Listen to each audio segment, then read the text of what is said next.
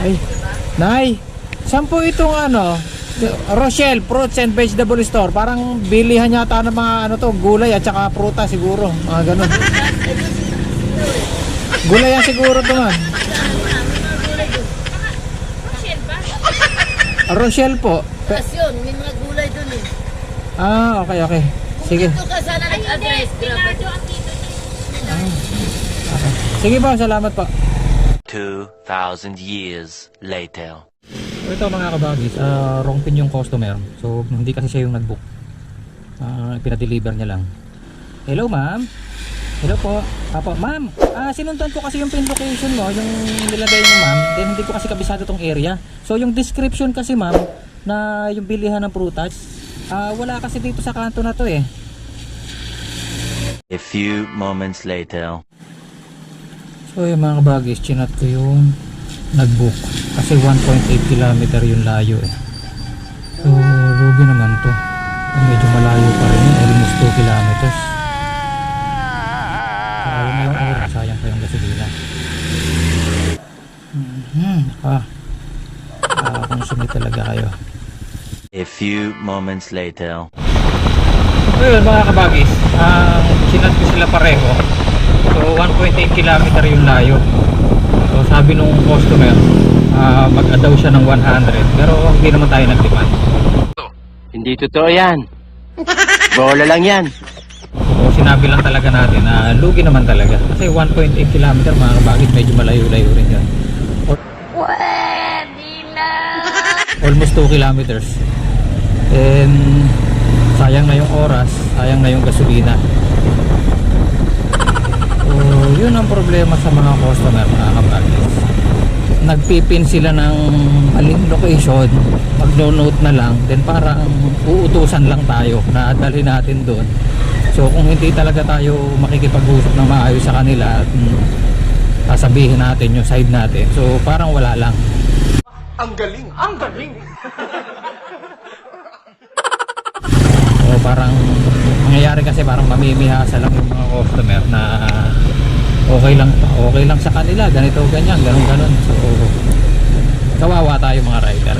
So ang kalaban kasi natin dito mga kabagis, unang-una na oras. Siyempre dyan tayo kumikita. Saka siyempre pag malipin location, din masyadong malayo, sayang gasolina. So yung mga customer na alam nilang wrong pin, dapat understood na sa kanila yun na kapag ganyan, so dapat nag-a-add sila.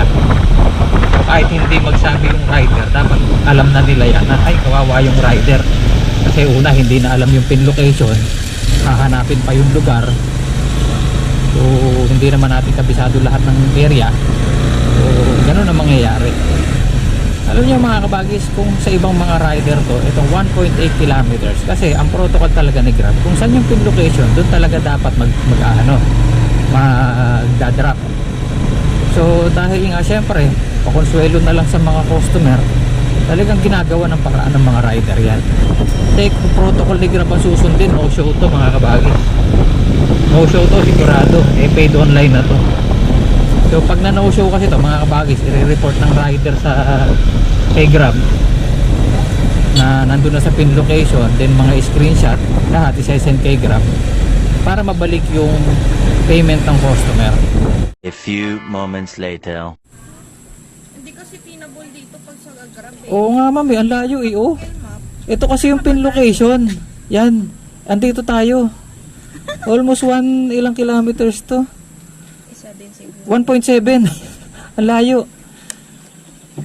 Hindi ko pa naman kabisado tong lugar. Pwede na. Bihira kasi kung naggagawi rito ma'am eh. Hindi totoo yan. Bola lang yan. Rito ma'am eh. Sabi nung nag-book, mag-add na lang daw ako. Ay sige, thank you ma'am ha. Oh, kasi ano eh, dapat kanina ko pa rin na-drop to eh kung doon lang. Okay. Ma'am, pahawak lang ha, meron pa.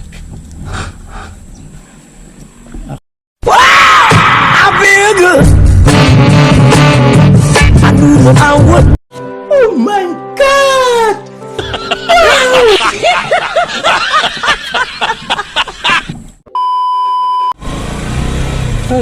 Bagis, kung sana namang nagbigay ng 100 yung customer. So okay na. Kahit ano, panalo na rin tayo doon. Ang galing! Ang galing! So sana lahat ganun. Lahat ng mga shoutout sa mga customer na nagbibigay naman. So pag alam nilang wrong pin, so sana ganun ang ginagawa. Para hindi naman kawawa yung mga rider.